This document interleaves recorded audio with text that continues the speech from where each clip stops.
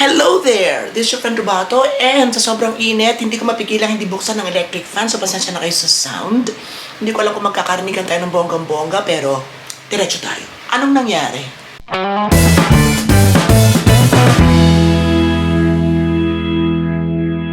Anong nangyari sa awarding? Anong nangyari kay Christy McGarry? Bakit biglang bumagsak from the top choice of a lot of people, almost all? Diba during the finals night? Just maybe an hour away from the coronation or crowning. Christy McGarry talaga yung choice ng lahat. Kasi okay na okay talagang performance. Bakit siya bumagsak ng ganong kabagsak? What happened? So yun, doon tayo. Konting konting paglalabas ng sakit na nararamdaman bilang isang fan. Ayun. Christy McGarry was not my top choice. And doon na lang talaga sa finals night siya talaga bumulusok ng sumirit na itaas.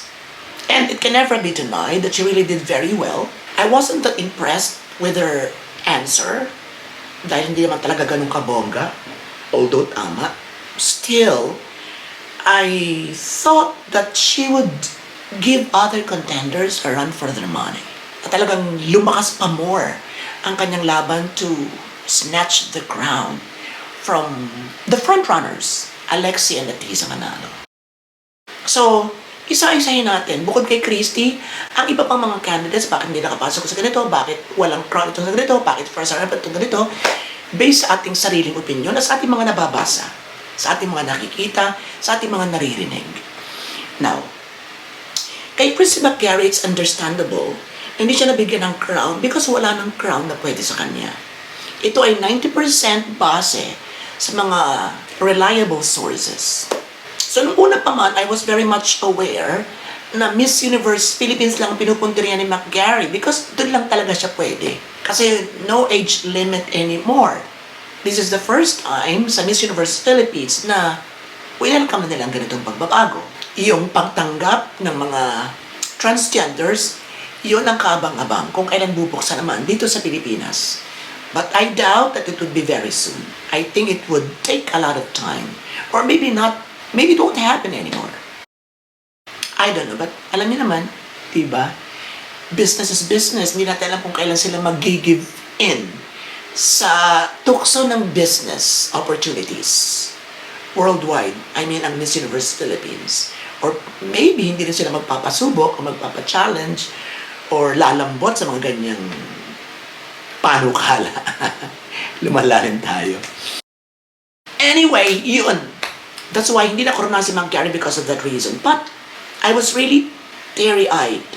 Nang makita ko si Christy na winelcome sa labas ng venue at niya po siya ang kanyang mga family and some supporters.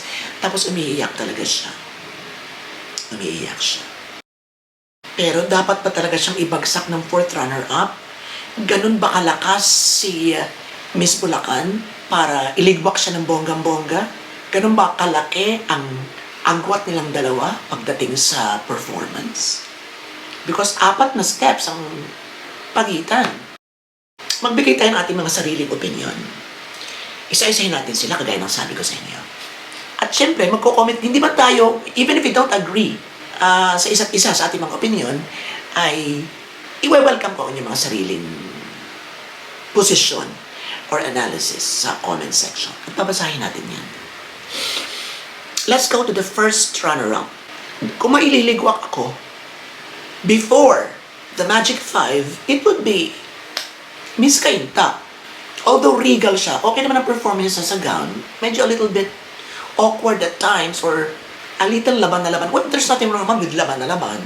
Yung nga lang medyo exaggerated ang mga movements, gestures. Pero palibasi ako nga ay, nag-a-adjust. Depende sa kung alin ang talaga ang tama o hindi. So, pagkatapos ng thought na yon, naiisip ko rin na kanya-kanyang style.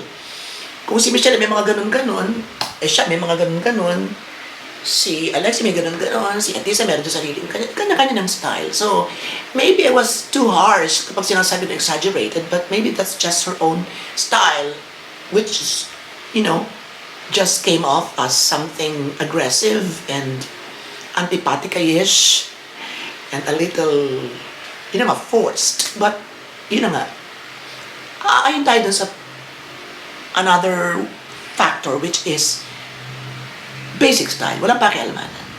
Alright? So, okay na tayo doon. Still, kung overall performance ng gown, malalaglag siya sa akin doon. Sa swimsuit pa lang pwede mo na siyang i-chapuera. Hindi na ako magsasalita kung sinong pwede na ipalit sa kanya pagdating sa swimsuit. Kayo, sino sa palagay niyo ang nagbigay ng mas better performance sa swimsuit? Kasi dapat, lalabas sila sa swimsuit, just concentrate on the swimsuit execution, the swimsuit performance of the candidate. Diba? So correct me if I'm wrong. Kapag may nasabi kayong tama, mag-a-adjust ulit ako. Ako naman yung nagbabow down. Sa mga naririnig ko, kung mas tama siya, okay. Ganoon naman ako madali lang ako kung impluwensyahan kung talagang magaling. Eh di, yun, kung naisip ko magaling nga pala, okay, so, sama ko sa'yo.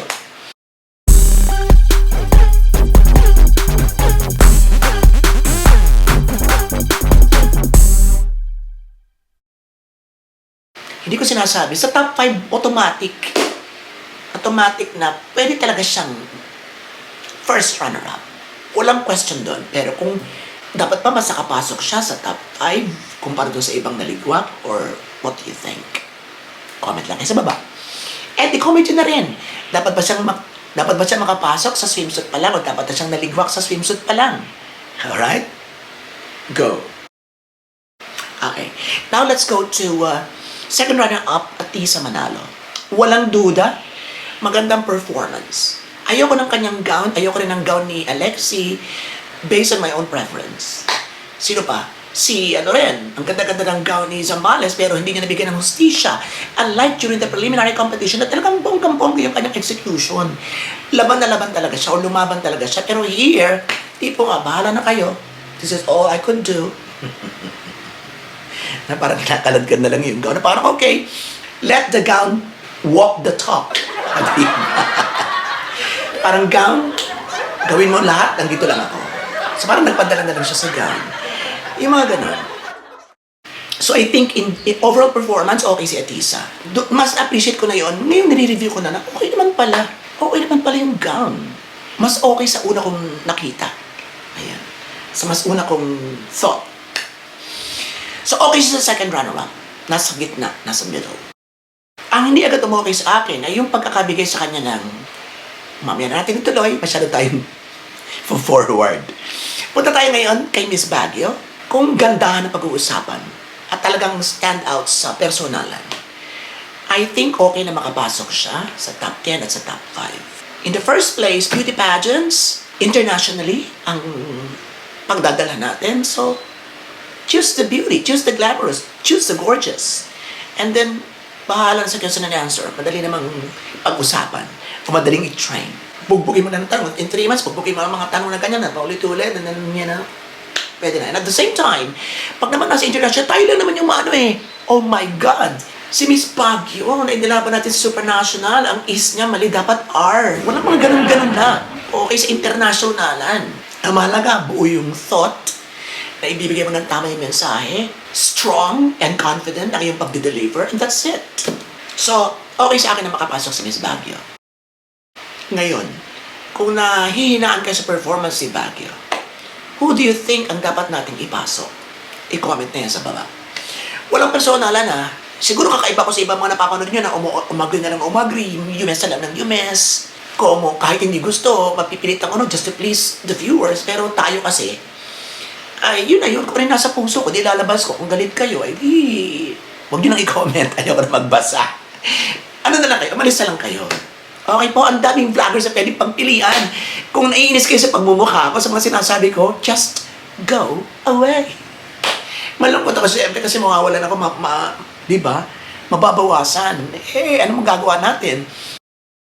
Huwag nyo na sabihin, hindi ikaw lumaban. Akala mo, ang ganda mo, mga ganun. Uy, mga kachipa naman yung mga ganung remarks. Wala yung mga ganun. Lahat naman tayo may mga sarili-sariling choices. Nagkataon lang na meron kaming channel para ibulaslas ang aming mga gusto. At nagkakataon may mga nanonood. Diba? Pero pare-pare lang tayo. May choose kung plastikado dyan. Alright! Next is, yun ako, nasabi ko ng lahat, right? So, sino ba ang mga Gano'n ba kaganda yung performance si Christy McGarry? Ang ganda ng kanyang gown. Tamang-tama ang timpla ng execution. Ang lakas ng dating. May vibe siya ng Miss Venezuela na may kaunting sahog ng Dominican Republic. Punta tayo ngayon sa winner. Kay Chelsea Manalo. I love underdogs. I love underrated. I love organic beauty. Kasi nakita ko na siya, tinanggalan mga makeup, very light lang. May isang video pa nga roon panood na nagtatrabaho siya sa isang hotel kung saan nandun ako last year, kung alam ko lang sana. Kung kilala ko lang na si Chelsea, sana binisita ko siya ron. Yun. She was, let's make it simple.